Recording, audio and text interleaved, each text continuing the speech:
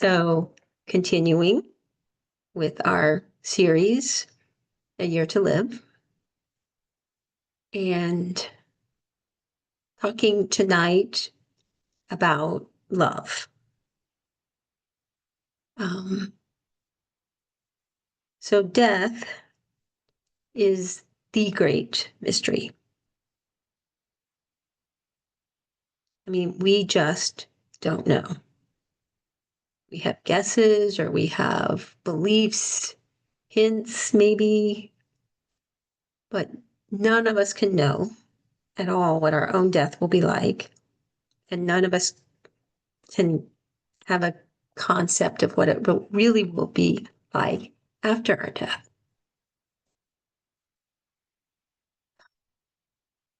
So, in a retreat recording that I've been listening to, one speaker was Ram Dev, who's a colleague of Ram Dass. And this little phrase found its way into my journal as I was listening. And it feels like a really beautiful guidepost for me in my journey of illness towards death. And he says, not know and die into love. Like, this is the path. Not know and die into love. So for me, not knowing, not clinging to any sort of idea about how things should go or how I should be as things change all the time in my illness, that's an offering to me of an ongoing practice. You have to keep practicing of being in this moment, of being what's happening now. And it's good practice. I do notice myself becoming increasingly vulnerable with people, letting people see my new limitations, my diminishment.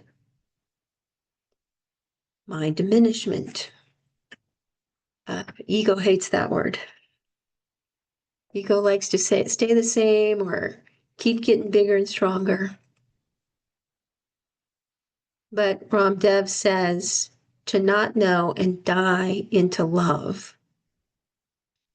And I think, yeah, I can do that second part. I know actually how to do that second part because we practice that here over and over and over again. At the end of when we get to the fourth stage of the practice, it's this little death where we experience our own surrender, our own letting go of whatever we think we are, or whatever we think the world is, or each other is. We let go over and over and over. That's the practice. So what does it mean to die into love? And Ram Dev was asked this question. And yay, he sees it the same way that we see it. And some of us are still working on seeing it this way, and that's okay. But he says that it's possible to move from you are loving me and I am loving you, and we surrender into love itself. Again, we do this every time with ourselves in surrendered presence. And I usually use this phrase, completely letting go into a place of simple being in love. Completely letting go into a place of simple being in love. But some of us want to know whose love? What? This kind of talk doesn't make sense to separate selves. Someone has to make the love. Your separate self has to make some love and share it with my separate self. And then I'm supposed to do the same thing back to you. Now, I do that. I do love all of you. But that is not the only way that it works. That way of working is a limited type of love. It usually needs to feel like it's in the moment or of the moment. And with that type of love, almost none of us are going to feel truly satisfied or fulfilled. And it's certainly not going to heal us all the way. What we need is to be able to surrender into this vast love, the love that simply is. The love that simply is. It's got nothing to do with us. Love is, I am in love. I am love. You are love. Love with a capital L is our true nature. It's who we are. It's who we've always been meant to be. So if you don't believe me, lots of people don't. The vast majority of people don't. And that's okay, because I can't convince anybody of something like that. The only way that that can happen is that we leave our hearts wide open. That's a scary thing. That requires a lot of vulnerability to attempt to leave our hearts wide open and see if we can experience that love that is. But once you really experience it, it changes you. We cannot be in love over and over and over again. And if you can trust just a little bit that you are love, that you're in love and that you are love, there's no way you'll walk around this world as the same person once you've been touched by that. So then Ram Dass says, finally, what you become is an environment, a vibratory rate.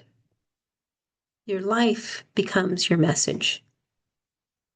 You dwell in love, and everybody that meets you, just by your presence, has an opportunity to come into love. You don't need to lay a trip on them. Ram Dass is always usually using 60s language. You don't need to lay a trip on them or tell them what to do. You don't proselytize. You don't prove. You give people plenty of space. A child will hear that love. The hardest person will hear it.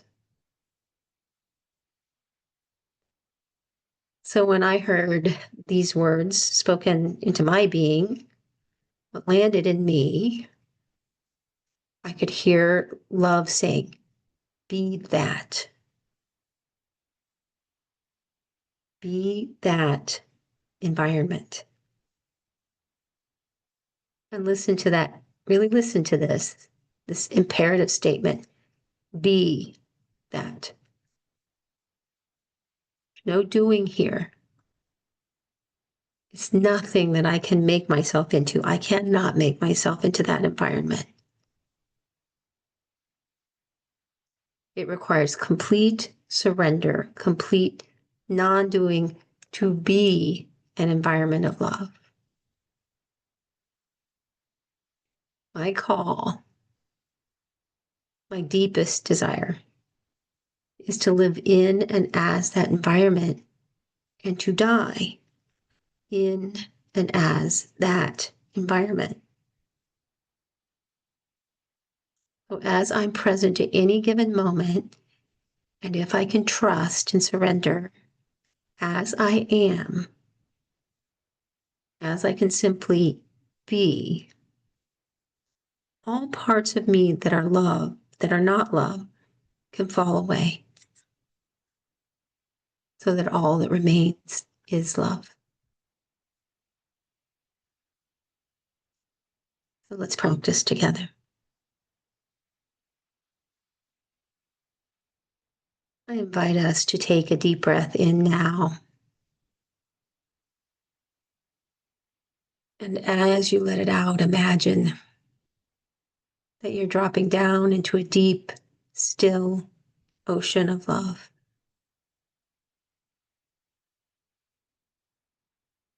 And just let yourself be held in that ocean for this moment. Love is holding you. Love is holding us.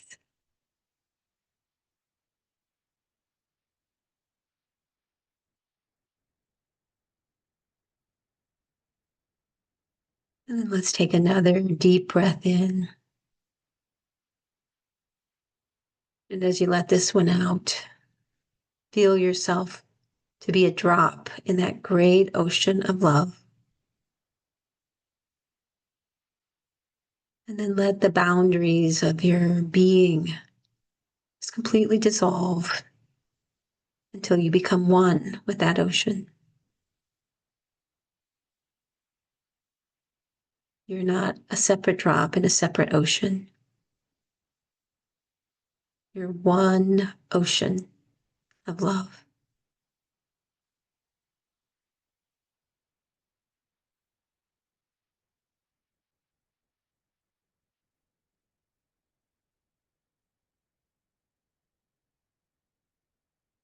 And now dropping fully into your own experience. Beginning to notice what is happening in your being now.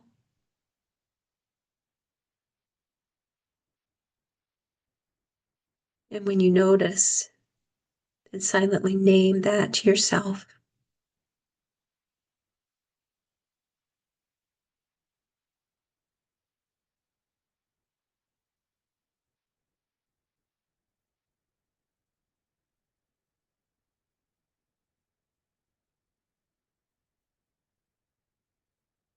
And as you notice the next experience, naming it.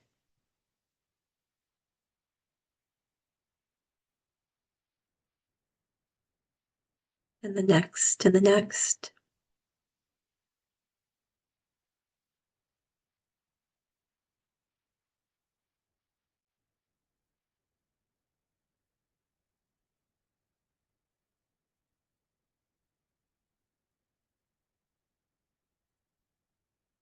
As we name our experience, we begin to come into presence. We're more here now.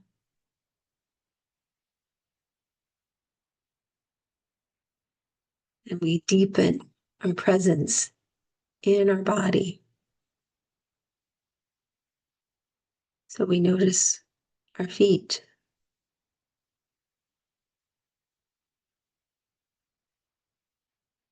our ankles and lower legs,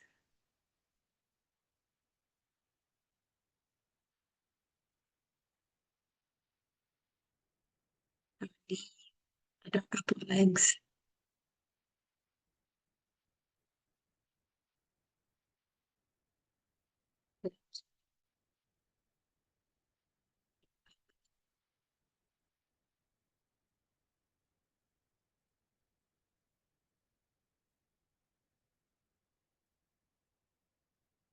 We notice our belly, all the organs of the belly.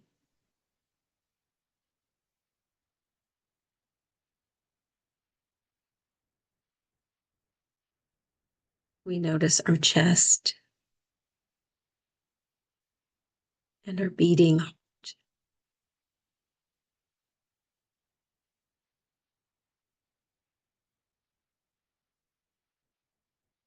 We notice our shoulders,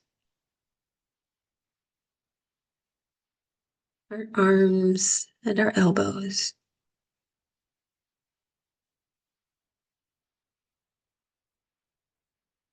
Our lower arms and our hands.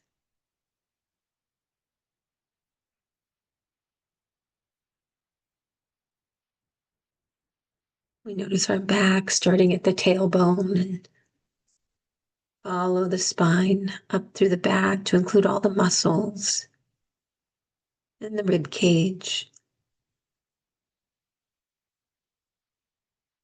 the neck, and the scalp.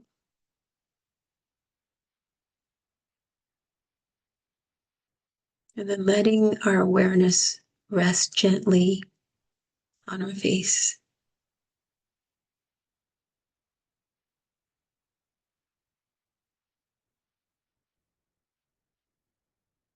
And then feeling ourselves as one whole being, one whole physical being here now. Feel the space your body is taking up. Feel what it's like for your body to be here now.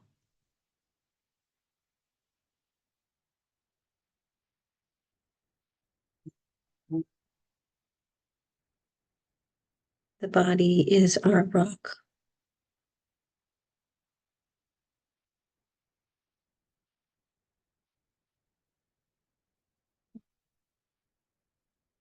It is what will always ground us as we look deeply into our inner selves. And we'll begin with our heart.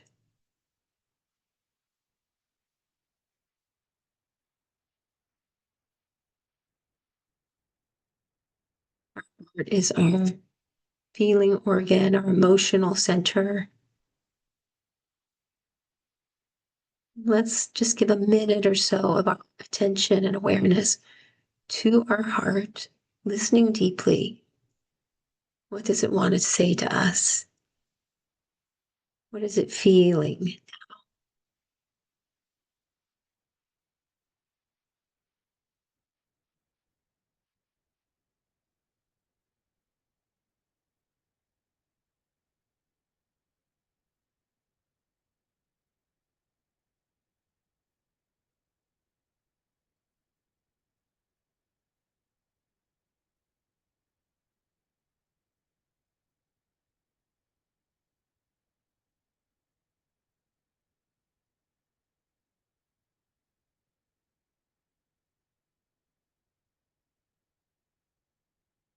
What is your sense of your heart being open or closed?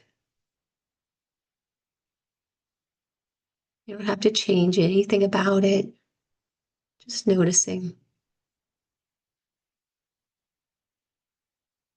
Instead of insisting on any way it should be, just gently holding your own heart.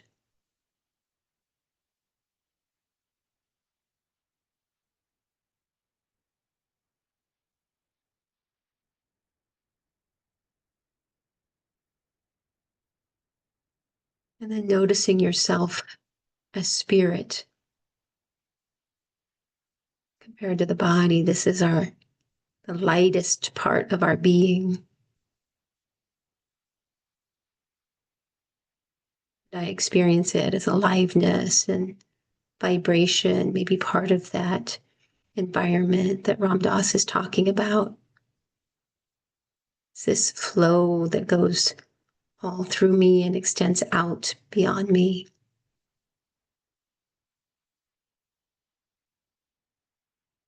See if you can come into contact with that part of yourself for a moment.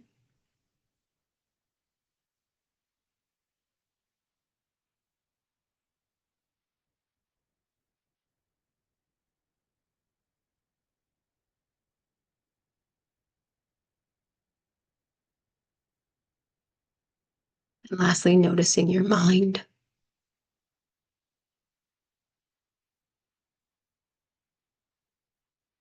Seeing if you can let thoughts just be thoughts, not having to follow any of them, but just letting them sit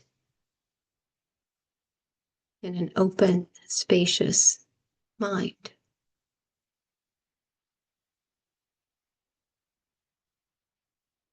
If the mind becomes too busy, going back to the body to ground you again.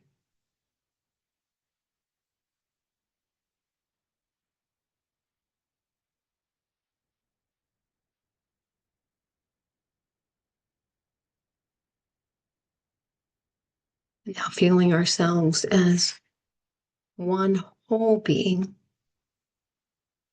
feeling yourself as body, heart, spirit, mind. What a wonder it is to be a human being, that we can actually observe ourselves as all of these things and then feel ourselves as one whole being.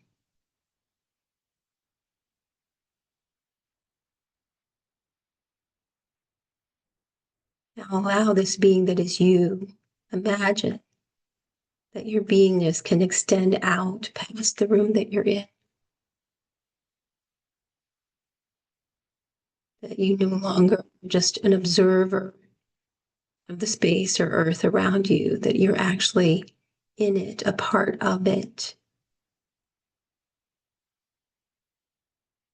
Allowing yourself to be one with the world, with the earth, maybe even the universe.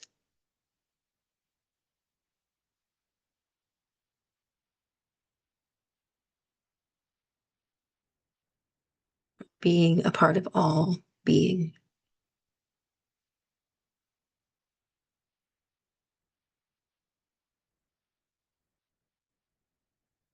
Now feeling your feet on the floor, or your body in the chair, and feeling the way the earth is drawing you into itself. Actually feeling that tug of gravity.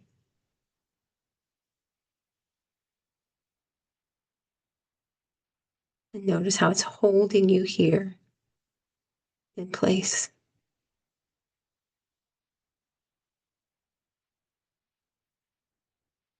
Feel what it's like to be held.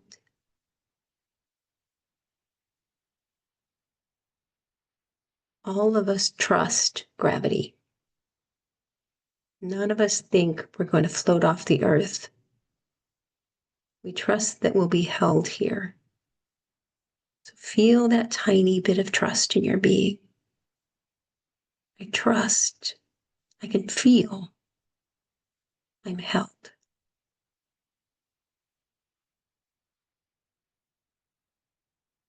And when we really know we're held, we begin to relax. Let that trust and that holding move through your whole being.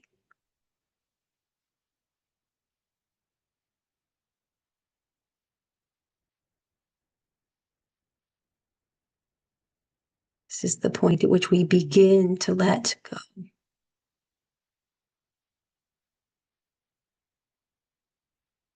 And then we turn to our breath to be our deeper teacher of surrender. Just watch how perfectly it shows us how to receive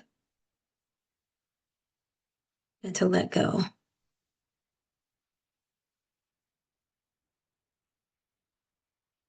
The body is in unhealth if it holds on to what is in the breath. It has to let it go.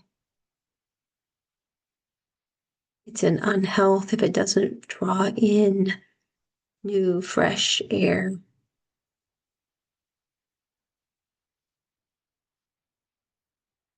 And a being could be in this natural flow.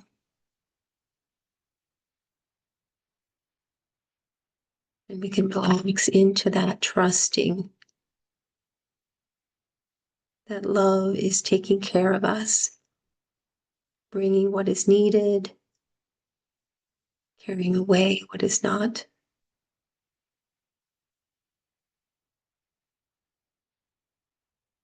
Clearing everything out to make room for us to be an environment of love.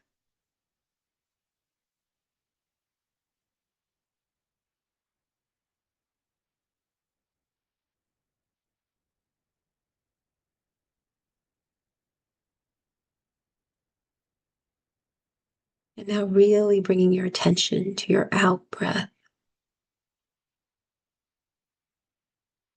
Feel physically what surrender feels like.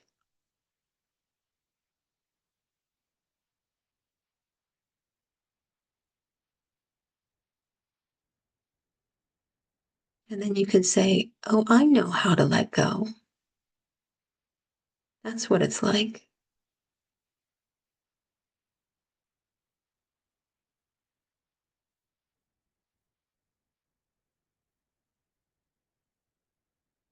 And when you're ready, following that breath all the way out, riding it just like a wave, and let it drop you into a place of simple being in love.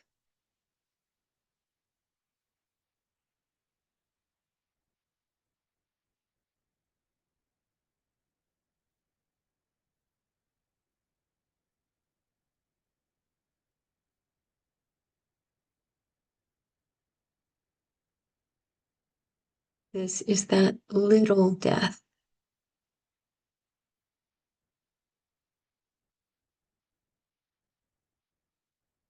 This is what it is like to die into love, to completely let ourselves go into love.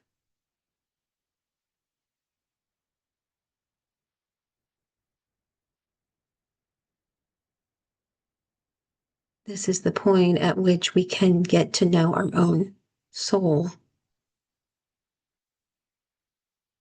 And love shines freely through the soul, soul to soul.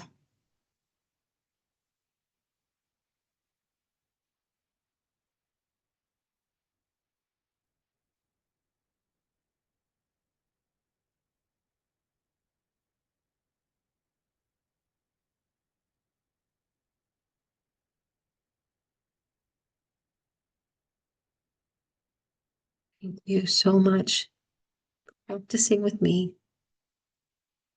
supporting my own practice. Love you all.